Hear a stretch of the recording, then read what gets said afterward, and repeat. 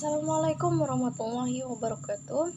Perkenalkan, nama saya Nur Syafitri, NIM 0101213117 dari Prodi Komunikasi dan Penyiaran Islam, Fakultas Dakwah dan Komunikasi, Stanbu 2021. Di sini saya izin mengumpulkan tugas hadis tematik yang mana dosen pengampunnya yaitu Bapak Dosen Haji Muhammad Iqbal Abdul Muin, LC/MA. Biar daripada memperpanjang waktu, saya sini akan menjelaskan, yaitu yang pertama ada pengertian hadis pengertian hadis. Pengertian hadis.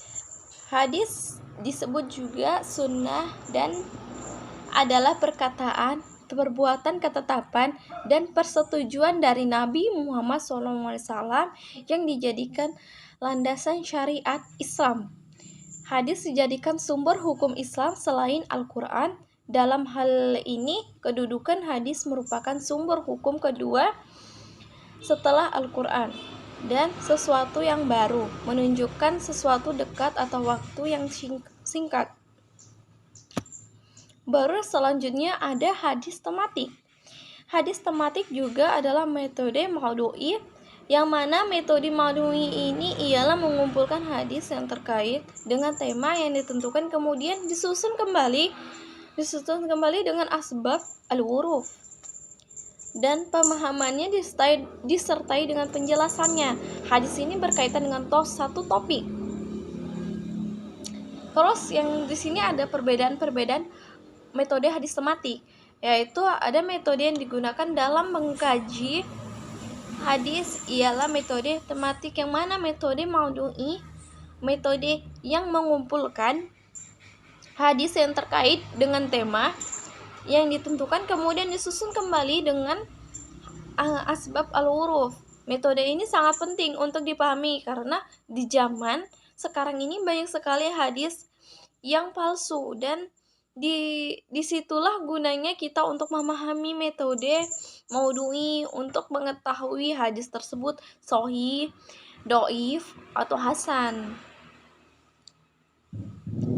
Terus di sini ada perbedaan metode hadis talili, yaitu memahami hadis Rasulullah dengan menafarkan segala aspek yang terkandung di dalam hadis-hadis yang dipahami serta menerangkan makna-makna dengan keahlian dan kecenderungan. Secara umum, kitab syarh yang menggunakan metode tahlili biasanya berbentuk masyhur atau riwayat atau ra'ayu atau pemikiran nasional.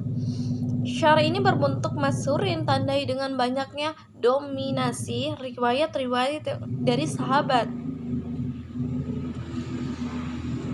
Terus di sini ada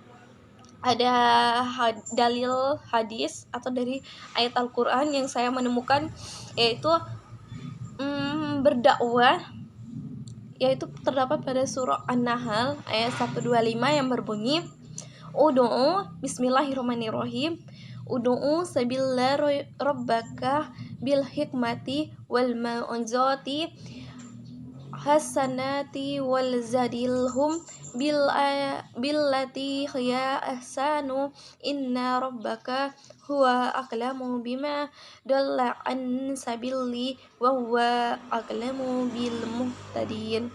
Artinya, serulah manusia kepada jalan Tuhanmu dengan hikmah dan pengajaran yang baik, dan berdebatlah dengan mereka dengan cara yang baik. Sesungguhnya Tuhanmu, Dialah yang lebih mengetahui siapa yang sesat dan dari jalannya, dan Dialah yang lebih mengetahui siapa yang mendapat petunjuk. Terus yang kedua ada hadis mengucapkan salam. Ini ada hadis mengucapkan salam, yaitu yang berbunyi,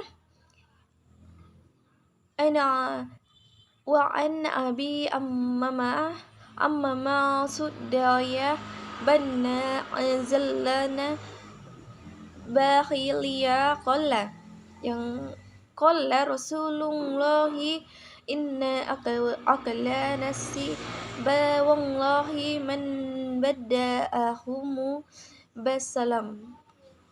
Artinya, sesungguhnya orang yang paling utama di sisi Allah adalah mereka yang memulai salam. Hadis riwayat Abu Daud, Tirmizi. Terus selanjutnya yaitu Bismillahirrahmanirrahim. Wa ala wallahi qasadu as-sabili wa minha za'iru walau sya'ala hadda lakum ajma'in. Artinya, dan hak bagi Allah menerangkan jalan yang lurus dan di antara jalan-jalan yang bengkok. Dan jikalau Dia menghendaki, tentulah Dia memimpin kamu semuanya kepada jalan yang benar. Terus di sini adalah ciri-ciri orang munafik itu ada 3, yaitu yang pertama yang dia tuh jika dia berdusta dan berbohong, artinya dia itu seseorang yang munafik, akan mengatakan sesuatu yang tidak benar kepada orang lain. Maksudnya dia kalau misalnya dia berdusta dan berbohong, dia ngomong ke satu orang ini seperti ini, terus ngomong ke orang yang lain tuh seperti ini. Dia tuh kebanyakan berbohong. Terus yang kedua ada ingkar janji. Ingkar janji ini seperti dia udah membuat janji kepada si Polan atau kepada si A, tapi tiba-tiba dia enggak menempati janji dia. Misalnya entah banyak masalah, entah tak ada masalah atau apa, kayak dia itu ingkar janji seperti itulah. Terus yang ketiga ada hianat. Hianat ini sesuatu yang diharamkan oleh Allah, dan hianat ini bisa dia berkhianat kepada Allah, seperti dia lari kepada yang gaib atau lari kepada yang diharamkan lah seperti sama Allah. Sekian dari pemaparan saya terima kasih. Saya sudahi. Wabillahi taufiq wal hidayah. Wassalamualaikum warahmatullahi wabarakatuh.